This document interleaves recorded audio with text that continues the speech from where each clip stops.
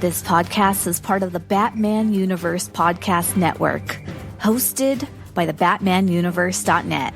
Check out everything related to Batman and the entire Bat family at the BatmanUniverse.net, including news and original content related to comics, movies, television, merchandise, video games, and more. Also, check out some of the other unique podcasts that TBU has to offer. Consider supporting this podcast by becoming a patron on Patreon.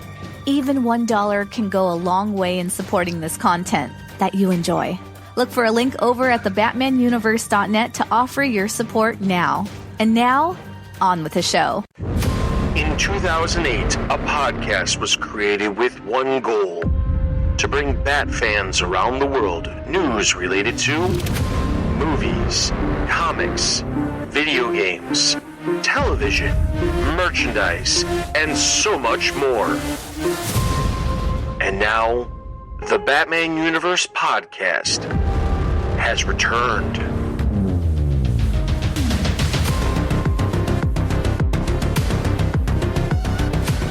Hello everyone and welcome to the latest TBU podcast. This is Dustin, and with me today is Scott and BJ, and we are talking today about our main topic, I should say today, is going to be the Flash trailer that released as we were speaking a day ago. So we're going to be talking about that, but we also have a couple of news updates, and we have some Gunwatch stuff that we're going to discuss as well. So we're going to get into the news updates. First thing we've got is that the Poison Ivy miniseries that has been coming out from DC Comics, interestingly, when it first was announced, it was a miniseries. It was only supposed to be 6 issues, and then I think it was like 4 issues in, they announced it was actually going to be a maxi series and be extended to 12 issues. And now they've decided that it's no longer a maxi series. It's going to be an ongoing. So it's not going to end. It's going to keep going. June will be issue number 13 for the series, and it'll just continue on. I can say there's 2 things that I have to comment on this. One, I have not been reading the series, nor have we been reviewing it on the website, because I was anticipating it being a mini series and then a maxi series, which we would review as a collected form. So I haven't been following along, but it must be good to the point where it's getting extended into a full-on ongoing series. So there's that. But the other side of it is, I can honestly say that it has been quite some time since we've seen a series mold from a mini-series into a maxi-series in general, and then even then from a maxi-series to an ongoing. I can't honestly think of the last time I've seen a maxi-series get made into a ongoing. I think that one of the Super Sons series did that, but that would have been ages ago, and I honestly can't remember. But I have to wonder if the popularity of Poison Ivy, I mean, obviously she's not popping up anywhere else except for in the Harley Quinn animated series. So the question is, what's the driving part of this character being as popular as she is to have this like jump from mini to a maxi to an ongoing all within a year? So I wonder if she's part of it is kind of piggybacking off the success of Harley, where now Poison Ivy's so interlinked with Harley that they're weaving together, and now Poison Ivy, Harley's a kind of a superstar character now, and Poison Ivy's always popping up wherever Harley is. So I wonder if they're kind of maybe picking back off of that, and now the Harley fans have become Poison Ivy fans. And I wonder if that's the reason why this is now went from a mini to a maxi now to an ongoing. I will say it's an interesting thing, because even in the Harley Quinn series, she was having such a huge role in the Harley Quinn series itself. And with the new version of the series that just hit like issue 25, 26 recently, Poison Ivy really hasn't had a focus. They've been focusing on other aspects of the character. A lot of Poison Ivy and Harley Quinn's relationship hasn't really even been seen since, I mean, honestly, the last time we really saw it was Heroes of Crisis, or In Crisis, or whatever. Heroes in Crisis? Yes, Heroes in Crisis. Yeah. When it was Heroes in Crisis, that was the last time we saw anything, and they kind of like broke up, and they were like, we got to go do our own thing for a little bit. So it's just, I think it's interesting because, don't get me wrong, I like the character of Poison Ivy. She obviously pops up here and there in some other Bat books, but it's very odd that the character has basically grown into a character like there. And I say this because there's not very many villains within the Bat family that can actually carry an ongoing in general. The Joker has done it. The Joker was the first one that did it way back when in the 70s, but it was only for less than 12 issues. And then more recently with James Tynion doing the Joker series, it happened again.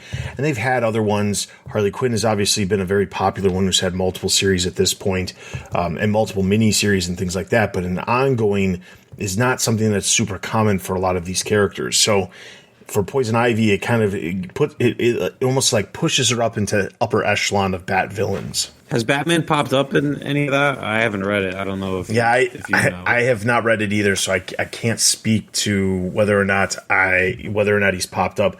I honestly don't, I'm being completely honest here. I don't even know what the actual story was because I didn't think it had. If I remember correctly, I don't think it was an origin story or anything like that. I don't think it was like spinning out of anything that existed, so I can't say for sure, but I haven't heard anything bad, but then again, I haven't really seen anything, a lot of people talking about it at all. So I don't really know what the reason would be around it, but we'll see what happens. All right. So the next thing we've got is that there was a trailer for a new animated film that's coming out. This is kind of one of those WB animations that's not part of the mainstream animation stuff that comes out, but kind of like the offshoot things that we see every once in a great while. Last year, I guess the one that came out was Catwoman Hunted, which was a different animation style, not pertaining to anything else that was out there. And this time around, what we've got is it's almost like we're going back to the anime style that we kind of saw with Batman Ninja, and that was obviously a little while ago, but if you read a lot of comics, you may have remembered that there was a Justice League RWBY, I believe they just say RWBY, crossover series that happened a while back. It was a mini series, and I think there was actually a sequel as well. I remember reporting about it when the first series came out, but because it was more of a Justice League book and we kind of held off on covering a lot of Justice League stuff, we didn't really cover it as much over on the site, but I remember it. And this new trailer, I can't say with any certainty that it's adapting any of those previous miniseries, but it's clearly using the same characters that were part of the crossover that occurred. And it's a very different and unique animation style because it is kind of like that scratchier anime that we don't see very often in normal animation stuff we see here in the States. And it's kind of a crazy storyline. So the idea is that the DC heroes are de-aged to like teenagers and brought to a separate universe where they have to help these other characters from the RWBY universe defeat these like shadow monster type characters. That's basically what I gathered. I'm sure there's a lot more to it.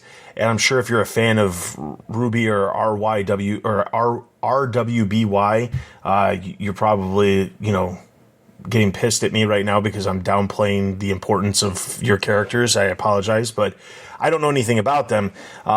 This film, I'll watch it when it comes out, and we'll definitely we'll chat about it here on the podcast. I don't know that we'll do a full on, breakdown of the film when it comes out, but it looks interesting. It's definitely a different take, and it's going for a different type of audience. Yeah, I'm sure.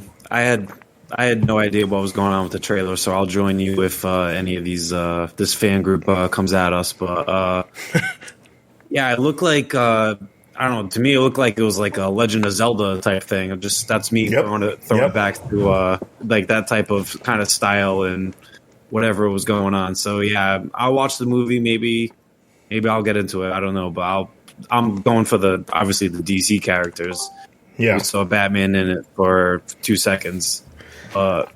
I actually, as I was watching through the trailer, I thought he might not even be in the film because all the group shots and the references of the characters was everybody but Batman until the end, where they're like, "I can't believe you have a guy named Batman in your group." And then he shows up with the wings, and that's like about the only time he actually shows up. So I was only more of a focus on Wonder Woman and Superman, and Vixen was in it, and Cyborg. But I was waiting for Batman, and then he came at that end. All right, so then the last bit of news that we've got is just a quick update.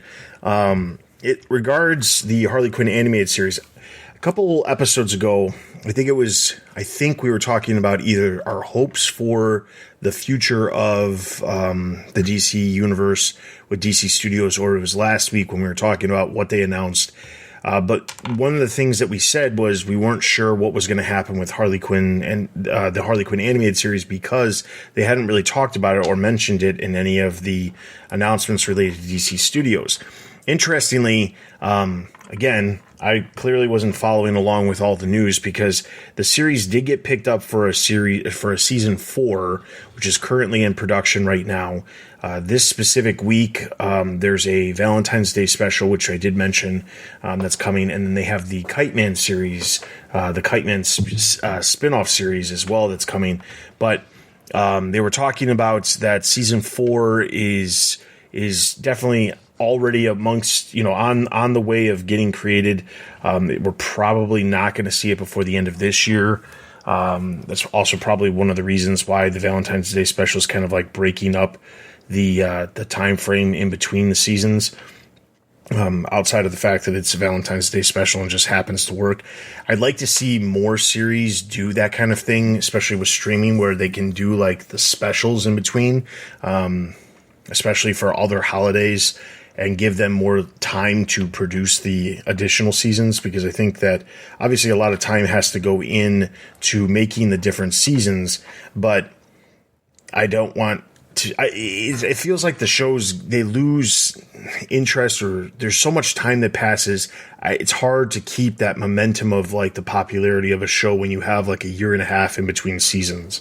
Yeah, I'm pumped. Harley that's a pretty good show, and it's I do love. I can't imagine that it's expensive to make, really, because it's not like incredibly fancy animation, but it is very entertaining, and I always enjoy watching. I've never heard really anybody say any bad things about it.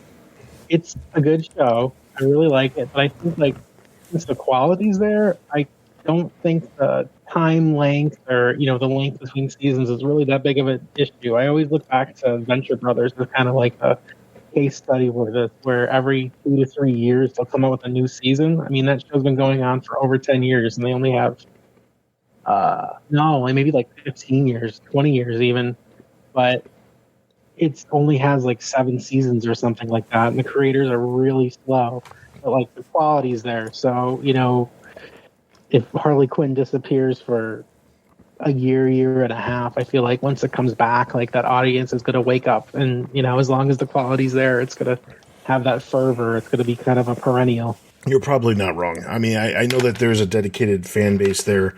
The character is obviously very popular. So anyway, season 4 is happening. I will say I'm kind of more interested in the Kite Man series just because it's such a weird idea and premise of a show. So we'll see what happens with that.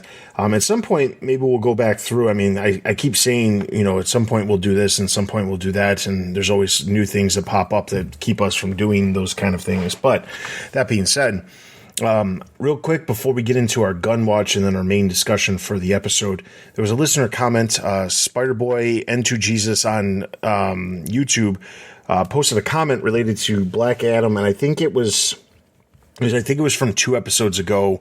We were talking about Black Adam and the lack of future of Black Adam in the DC universe and things like that. And the topic that we were specifically talking about was, I think we were reading Dwayne Johnson's comments about not being involved with Black Adam going forward, or, for the time being not be involved. And he said that he was very happy about his, being able to bring this passion project that he's been working on for 14 years to the fans, blah, blah, blah.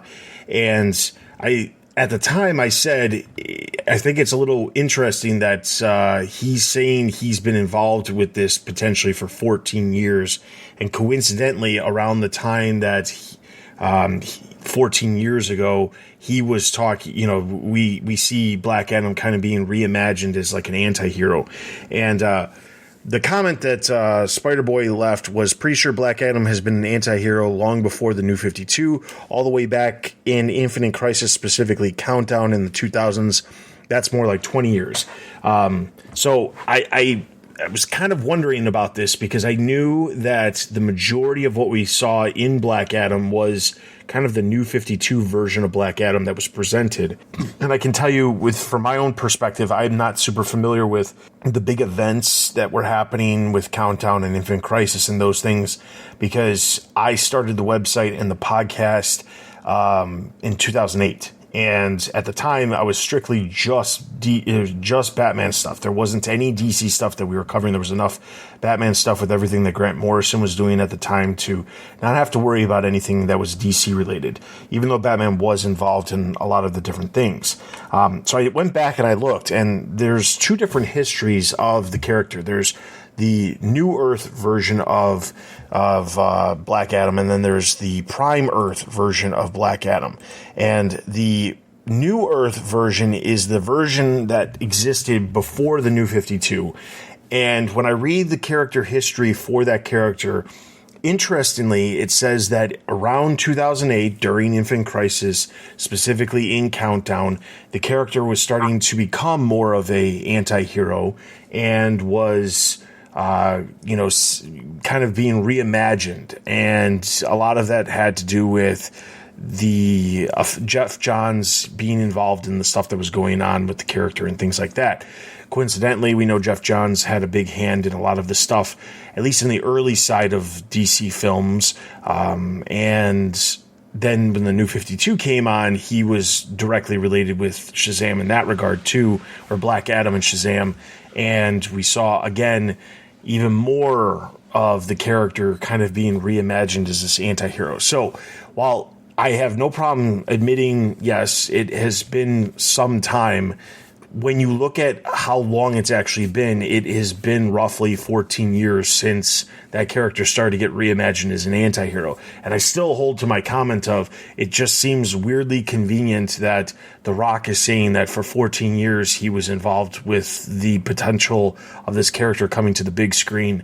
And coincidentally, 14 years before he made that comment was when this character was being reimagined as an anti-hero. So I stick by that comment. But Spider-Boy, thank you for the comment. And I encourage you to leave more comments to, find the things that I mess up on, because I do that a lot. So, all right. So then jumping over to Gunwatch, obviously with last week's big news of all of the slate, there hasn't been anywhere near as much Gunwatch stuff, but that doesn't mean there isn't some.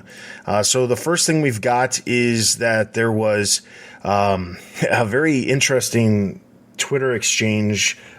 People were talking, people mentioned to James Gunn, what's going to happen with the Snyderverse.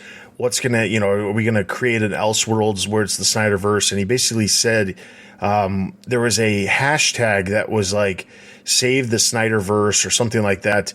And he basically replied to somebody saying, I have to say this has to be the wackiest hashtag ever since one, Netflix hasn't, or I know there was people saying that they should restore the Snyderverse but sell it off to Netflix because Netflix would be greatly interested in it.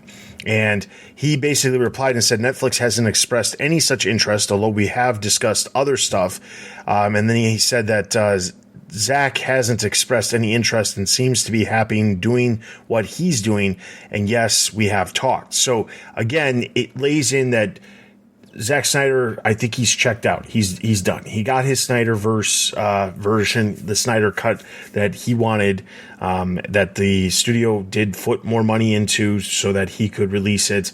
And I think he's content. As far as we all know, he's world building over at Netflix with his zombie movies, and who knows what else he's got cooking over there. But hopefully that puts a lot of the Snyderverse stuff to a rest for the time being. It'll never go to a rest. They'll never stop. They're like the Terminator. They don't eat. They don't sleep. They don't feel pain. Because they're bots. That's true.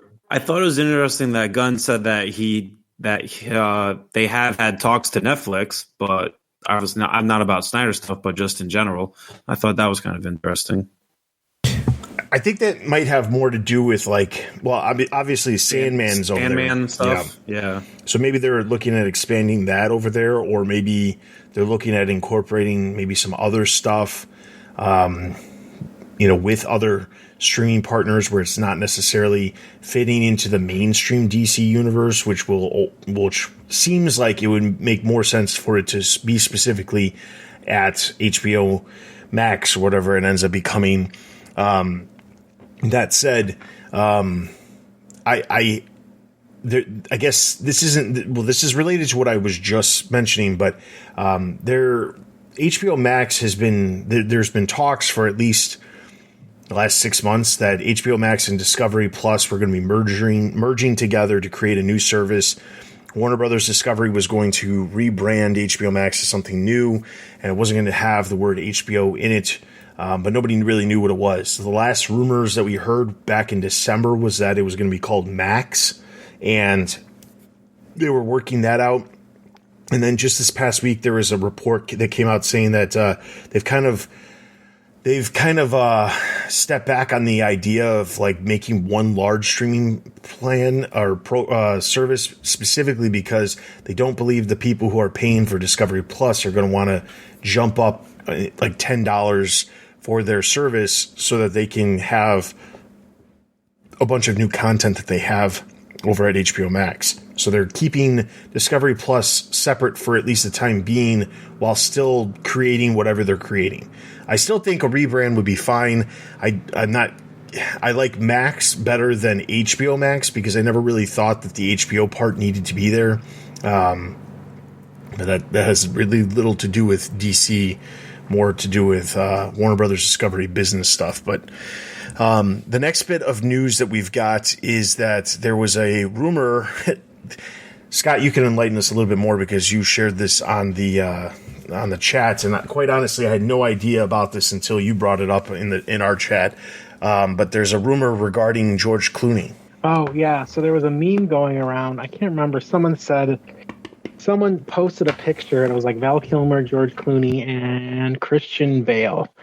They're Batman, they're bat selves, and basically saying one of these people in this picture is going to be in the new ending to the Flash movie. That's basically kind of the quick notes of it.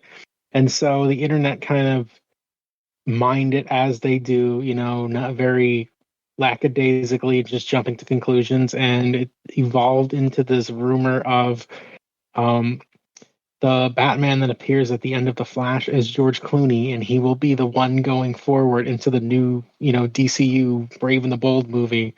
So it started getting some momentum because for whatever reason, obviously Val Kilmer can't do it because of his cancer, but for whatever reason, most people tended to overlook Christian Bale in that picture and just jump straight to George Clooney. Maybe it was a joke, maybe it was just trolling. I don't know, but it became a sensation for a night or two there. Which is crazy to me because I don't know why anybody in their right mind would think that George Clooney, where he's at right now, would want to become Batman again.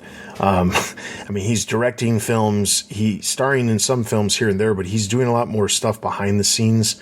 And I don't understand. So, very interestingly, some people posed the question to James Gunn. He said absolutely not. And to a question that said, is it true you're casting George Clooney as the main DCU Batman?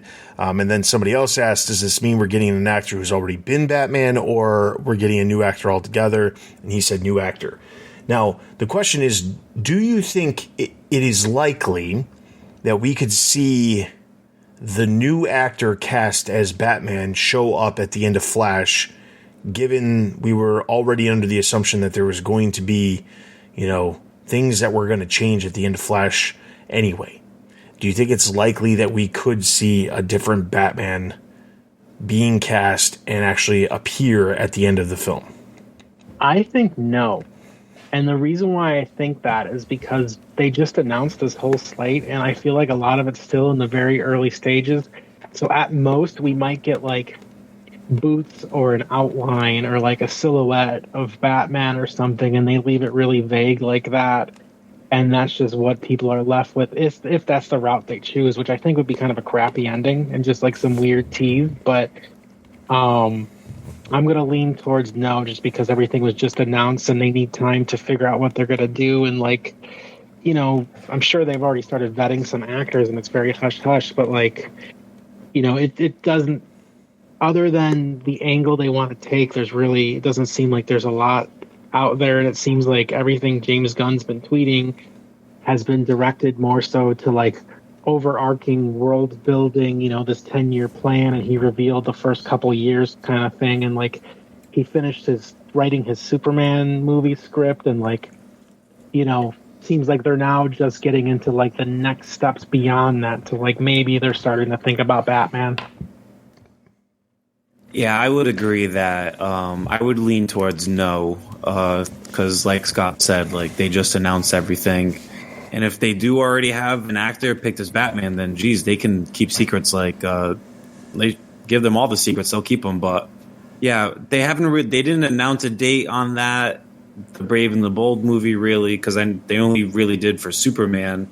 So I feel that it's very early stages of like pre-development or whatever. I wouldn't say I don't want them to rush to pick a new Batman just to stick him at the end of Flash. I would rather have them take their time. I would agree that it's unlikely we're going to see the new Batman, but I do feel as if there is enough time. Think about how quickly that Henry Cavill scene came together last minute for Black Adam. They were saying that film got filmed like 6 weeks before the film actually released in theaters. So it's entirely possible that something could happen, but it's unlikely. I think it's actually more likely that the new Superman shows up at the end of The Flash, especially because at that point it'll be 2 years out from the new movie. You got to believe that the film is going to be going into production this specific year. Even if it's not until later on, they've got to get the ball rolling if they're going to have a film in theaters in July of 2025. Would you think that it's kind of like an actor we would know, like, because they can't really get like some no-name guy and just have him be in a Superman suit? No one would be like, "Who the hell is this guy?" Someone like a known actor. You know what I'm saying? Yeah, but I don't know that they would. And I say that in the past they've always gone, it seems like, with a younger actor for Superman, and there's nothing wrong with that. But when you look at like even like Brandon Routh for Superman Returns, and then you look at Henry Cavill, neither one of them were very big names when they got cast. So I don't know that it's entirely important for them to be a big name. But I do feel as if, they don't have to go super young, but if they're going to have somebody who's going to be around for at least 10 years, they're not going to go with somebody who's like in their 40s. So I can't imagine them being too established. And I don't want to sit here and fan cast because I don't know enough young male actors that fit the bill of Superman to sit here and try to figure that out. But I do feel like they do not need to go with a big name. No, well, and they might go back to formula with the whole reason why they picked Christopher Reeves in the first place is they wanted Superman to be the identity first and not the actor, because they went through a whole slew of famous people. Yeah. But I was just thinking, what if the ending is Henry Cavill driving a green car really fast and he goes off a ledge and the new Superman picks up the car? That would be a twist. I thought the twist there was going to be a kryptonite car. I thought that was your twist. I'm just going off the original cover. That's all. There you go. All right. So then our last bit of Gunwatch news is there was an interview that came out with Variety speaking with Leslie Grace about the Batgirl film, and to basically wrap up everything that she said, she seemed to be responding to some of the comments recently that Peter Safran made last week about how the film as it was unreleasable, and that's one of the reasons why the film was canceled. And she kind of seemed to get a little defensive about it and said that what she saw looked incredible. The version of the film that she saw was still incomplete because they were still in the process of editing and there was a lot of VFX that had not been completed. But she kind of seemed like she was a little pissed about the comments that were made, going as far as saying they did meetings with, she specifically had meetings with the Warner Brothers film CEOs, and they told her why this was happening. It had nothing to do really with the film being bad or anything like that. It just was a business decision, and it needed to work out that way. More specifically, and the reason why I think Peter Safran made those comments, I think they're being misinterpreted. And I think we talked about this last week when we mentioned his comments. I don't think it's necessarily that the film was horrible or unreleasable in the sense that it would have been a huge flop. I think what they're meaning when they say it was unreleasable was that there wasn't a way to make it work within the confines of what their plans are. If it could work, they probably would have let it work. However, you also have to think to yourself, Peter Safran, James Gunn, they didn't come on board until months after the film had already been canceled. But there has to be some other purpose, which is they had to have been thinking about what are we going to do. And if you were putting all your eggs in the basket of, well, Michael Keaton's going to be your Batman going forward, that's what we set up in The Flash. And then in turn, we've got this Batgirl that doesn't really have a connection to Batman. I think somebody had to have said to somebody, hey, we're getting really far away from the source material here, which is part of the reason why some of these films have not done very well. I don't think it's that it was a horrible film. Birds of Prey was not great, but it wasn't a horrible film. It was just fine. It was fine for what it was. But I think the biggest problem with the way Birds of Prey was put together was that it didn't really feel like a comic book film. It felt like we're just throwing comic book characters in a film. And I think that's the problem that could have been happening with Batgirl, but not necessarily to discount it as the people behind the film or the actors or the crew. Anybody who was involved in the making of the film was doing a poor job. I don't think that's the case at all. I think it was more of there was no way to really make this make sense in the larger scheme of what we're trying to accomplish. I mean, I think realistically we're never going to know, but Otto did point out last time that part of Safran's comments were like, if this was released, this could hurt people involved in the creation of it. Yeah. So whatever that means, but I don't think we'll ever know. I mean, I feel bad because a lot of people poured a lot of energy into it, obviously, and they're very excited about it. And it's kind of, embarrassing is not the word, but just, you feel bad because so much hype and talk went into it. And I honestly feel like a lot of the comments coming out maybe are just to kind of downplay it and kick away, because you had a little bubble brewing of not quite released the Snyder Cut, but a Batgirl equivalent in a smaller way that was kind of bubbling to the surface and riding the internet. And I'm sure Warner Brothers doesn't want to deal with that again. Yeah, I don't blame her for being a little ticked off at those comments because I don't, like you said, I don't think it was going to be like a total train wreck or like a disaster movie, but I think it would have been fine, like you said. But maybe when in the comic book community, fine is really, to the crazy comic book fans, fine isn't good enough, So, yeah, I don't blame her for being mad. Maybe Safran could have chose his words a little better, but it's what it is. All right, so that's going to get us to our main topic of the night, which is the Flash trailer. So if you're not from the U.S., and I know there are some of our listeners who are outside the U.S., the Super Bowl, which is the American Football Championship, the big one, NFL, was yesterday. And we knew going into the Super Bowl that DC/Warner Brothers was going to have a spot during the Super Bowl, which was the first time that Warner Brothers has actually bought a spot in, I believe, in over a decade. Because it's expensive. It's like $3.5 million or something for like 30 seconds. It's an insane amount of money. And when you think about the amount of marketing that goes into things in general, that's an insane amount of money to put towards the marketing of any project, regardless of what it is. That said, we knew that Flash was going to be the one that was going to be getting a spot during the actual Super Bowl, and then we assumed that the spot would lead you to go check out the trailer, because that typically is what happens whenever there's a Super Bowl spot.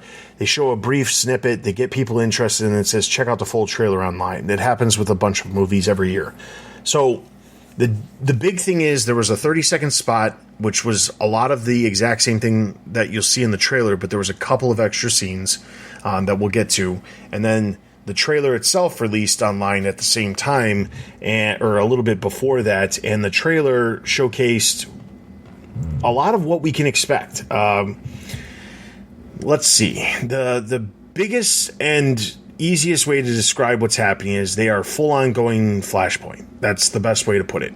Flashpoint is, in fact, what they're adapting, and it makes sense, because some of the things we've heard is that, one, Flashpoint, or the Flash film, sets up the future of the DC Universe. We assumed this was going to be the case because of the events of Flashpoint, but the film, the trailer itself showcases like very, very specific things that are occurring, including the reason why Supergirl's in the film, to a degree why Michael Keaton's Batman's in the film, that kind of play into the idea of Flashpoint. It's not like a direct adaptation, obviously. It is to a degree adapted, but it is very much Flashpoint. Immediately when you saw the trailer, what stuck out for you guys? I don't know. I mean, it felt like DC really wanted to have an Avengers-like film, and this very much looked like that. It was very action-heavy, and, it seemed like there was a core narrative at the heart of it driving it forward, but, it just felt like this was their all-in team-up blockbuster. So I guess I've been one of mind of saying, let's just kind of get this film out there and move on. But this trailer kind of turned me around to where now I am excited for. I did think the trailer was very well done. Obviously, Flash is probably my favorite non-Bat family character. And I'm more of a Wally West guy, but Flash is Flash. And I think, the Ezra Miller situation aside, I've never been a big fan of his version of Barry Allen, but I can already tell I'm going to get annoyed by the two Barrys. They're just going Barry back and forth to each other. I can tell there's going to be a scene like that. But obviously Keaton kind of stole the show. Awesome to see him back. Had the music. The Super Bowl spot had the Batmobile, so that kind of brought me back in. Yeah, I can say without a shadow of a doubt, Batman did steal the show. This is almost, it feels like, at least from a marketing standpoint, they're heavily focusing on Batman more so than the Flash. There's very little Flash actually in costume, in actually doing things. There was a lot more of Batman. There was a lot more of the action sequences featuring Batman, and not just Michael Keaton's Batman. Ben Affleck's Batman shows up as well. Ben Affleck himself shows up as Bruce Wayne. There's a lot of focus on the Flash having a connection to these other characters within the DC universe. So for those of you who have not read Flashpoint, one, please do, because it's a great story. I am adamant against a lot of the crossovers that DC does, but Flashpoint by far was probably one of the best crossovers that they ever did. It probably only sits lower on most lists because it introduced the New 52, which I know a lot of hardcore fans really hated. Flashpoint was an amazing story that basically Barry goes back in time to stop the murder of his mother. When he tries to go forward in time back to the present, he actually is on a new timeline. In this film, it seems as if he's traveling back and he gets to the timeline. He experiences the fact that his mother's still alive, but he is alive as well, and he's present in the actual film. So that is the reason why there's two Barrys. It seems as if one of the things that happens in the film because of his meddling with the timelines, is that there's no metahumans in the universe when he goes forward into time. So at some point, they're trying to figure out, I don't know, what to do. And it seems as if they go to Michael Keaton's Batman. It seems like the events of Man of Steel, where General Zod, so Michael Shanahan is returning as Zod, he is attacking as he did in Man of Steel. However, now there's no metahumans to stop Zod. So it looks like they go seeking out someone to help. They come across Batman. In the process of coming across Batman, it seems like they're going on a search for somebody else who ends up being Supergirl, but Supergirl is the equivalent of how how Superman is portrayed in the actual story in the comic source material, where Superman was found by the government and kept in a bunker away from the sun so that he wouldn't have the powers that he gets from the radiation from the sun.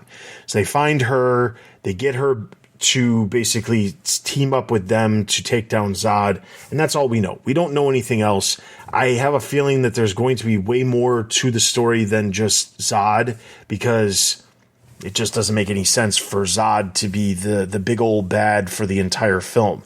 There has to be something more to this, and it seems like if it's a Flash film, you have to have something more to it than just a Superman villain, a Batman, Batman and a Supergirl.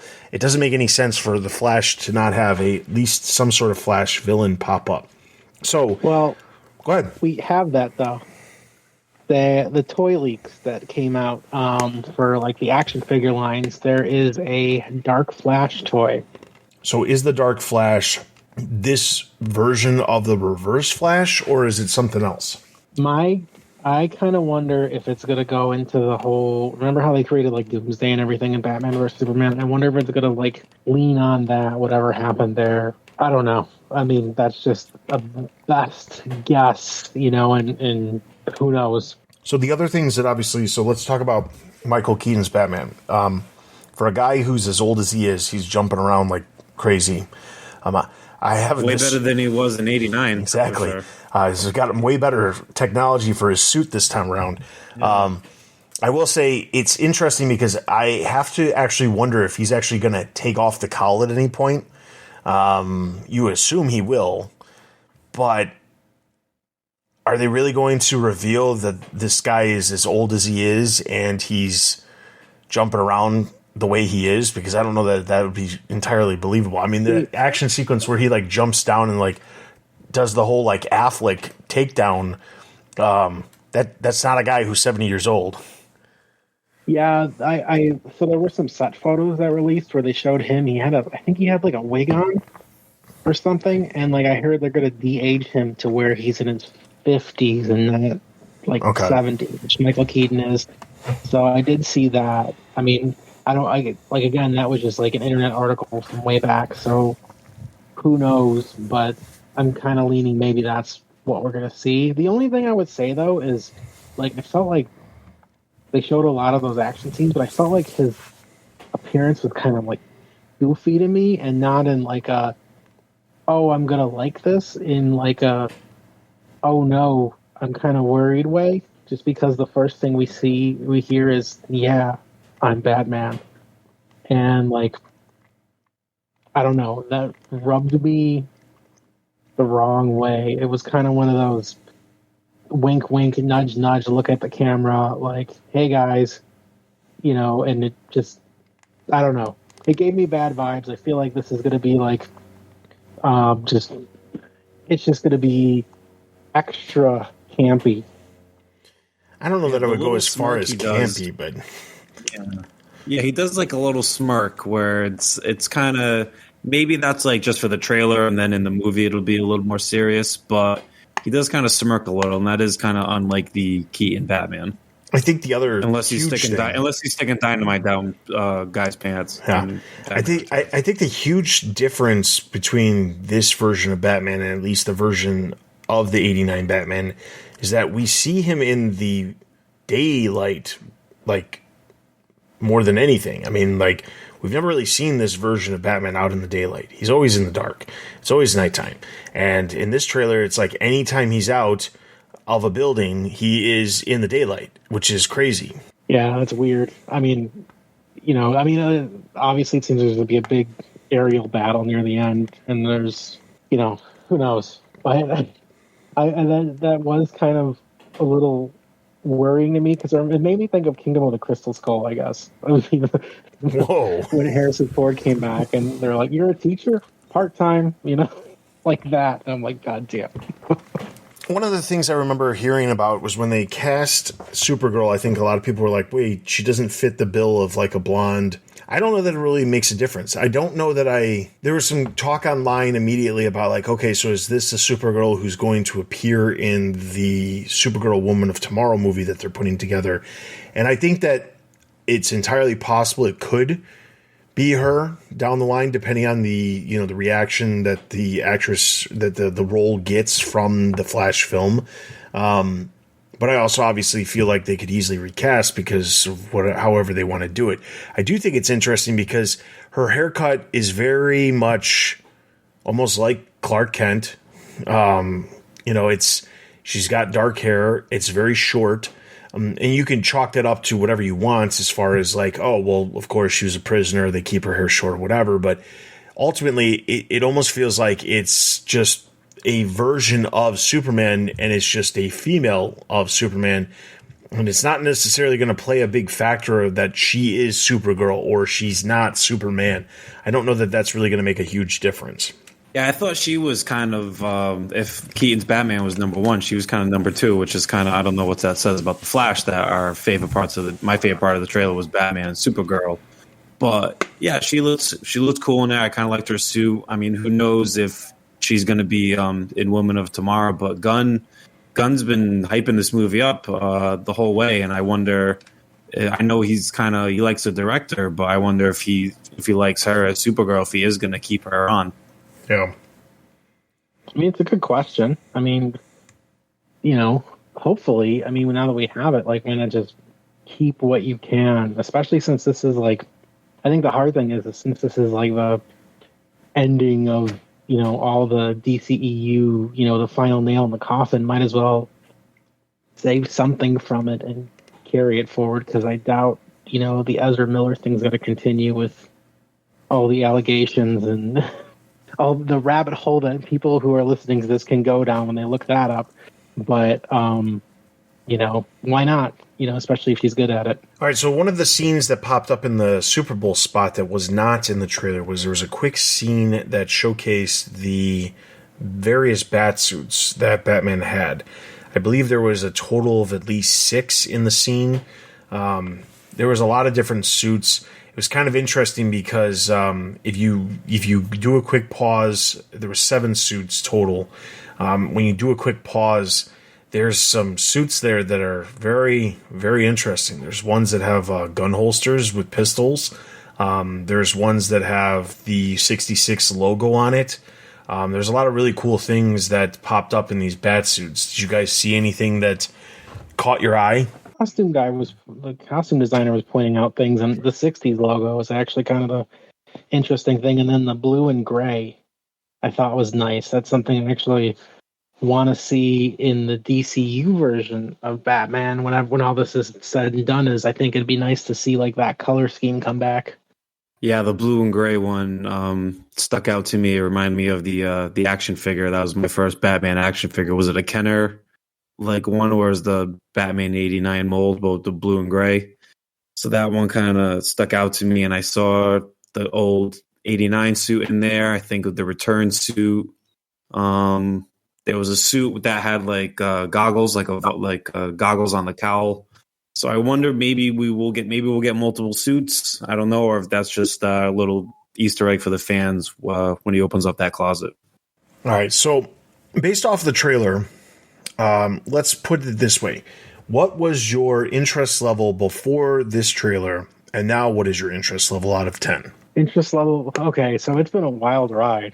When they first announced this movie, my interest level was like 10, and then it dropped to 0, and now I think it's at a 1. Put me at a 9.4. I'm ready. Let's go. So I would say when the film first got announced, I was probably sitting at like maybe a 5 or a 6. When we learned that Keaton was going to be in it, it bumped up a little bit to like maybe a 7. But then as time progressed, kind of like with the downfall of like the DC films as a whole, and just kind of like everything having it being like the Wild Wild West, where there was stuff happening, you're kind of questioning what's going on, why is this involved, why is this here, why is Birds of Prey happening the way it is happening, the interest level and like the overall tone of what was expected just was like, I don't know that I even care anymore. I don't really feel like anybody's really paying attention to the way they should for these characters. So it probably was sitting at like a 4 after the Ezra Miller stuff and kind of the sequence of events that led us to Warner Brothers Discovery. I was probably sitting at like a 2 because I was just like, what's the point at this point? This trailer bumps it back up to like a 6 or a 7. I still think this is going to be pretty good. I'm waiting to see. Like, I can say without certainty, it is not the film that I'm probably looking forward to the most this year, but I'm still going to see it in theaters. This trailer did a better job of like selling the film than the Shazam trailer did. The Shazam trailer just feels like there's not much to it. And there doesn't need to be that much to it because the film doesn't need to be insanely successful. But the Shazam trailer just fell flat for me. I just felt like they were revealing too much stuff in that trailer.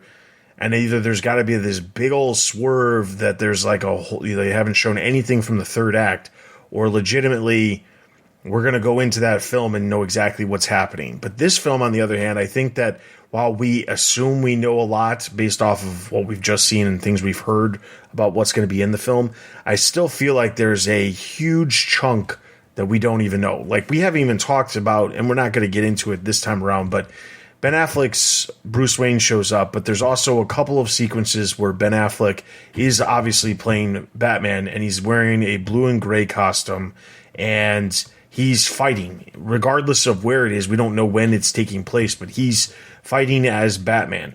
And it makes me think that like there could be a chance that either in the beginning of the film, Ben Affleck's Batman is, got a new costume, he's showing up, or it's some other place in the film that also has him showing up as well. But there's cool ideas and things, and I like the ability for this film to basically lead into the possibilities of what the DC future can be. I don't know. Like, I could totally see that. I guess I'm like that. Like, you know how when your cat jumps on the table and there's a bunch of stuff and it knocks everything off? Like, that's kind of where I'm at. Is we can't get to the new stuff fast enough for me. Like, I am good to knock everything off the slate. Let's just go. But hey, whatever. Like, it's, and like the Shazam trailer, I kind of agree on. Like, it seems like, well, if the Shazam trailer comes off as we don't know what to do, we're going to throw a bunch of stuff at the wall, and here's Wonder Woman, enjoy. And, knowing what we know about the whole Rock thing with Black Adam and not wanting to be in the Shazam movie and apparently hating Shazam, like, kind of makes it sadder to where it's like, this is what we got, but in an alternate reality, we got our Shazam versus, our Captain Marvel versus Black Adam movie.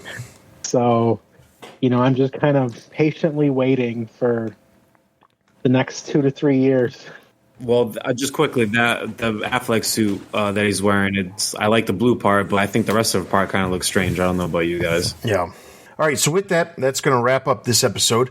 I want to encourage everybody to head over to the website for all kinds of news, original content, editorials, reviews, other podcasts, all related to the Batman universe, including aspects of movies, TV, merchandise, video games, comics, and everything else related to the Bat fandom. Be sure to find us on social media. We're on Facebook, Twitter, Instagram, Discord, YouTube. All of our social links can be found over at the top of the website, thebatmanuniverse.net. You can send us an email or leave a comment wherever you are listening to this. If you're sending us an email, tbu@thebatmanuniverse.net. We'd love to hear what you guys thought of the Flash trailer. Leave your thoughts and things that you saw in the trailer that really excite you in the comments section. And with all of that being said, be sure to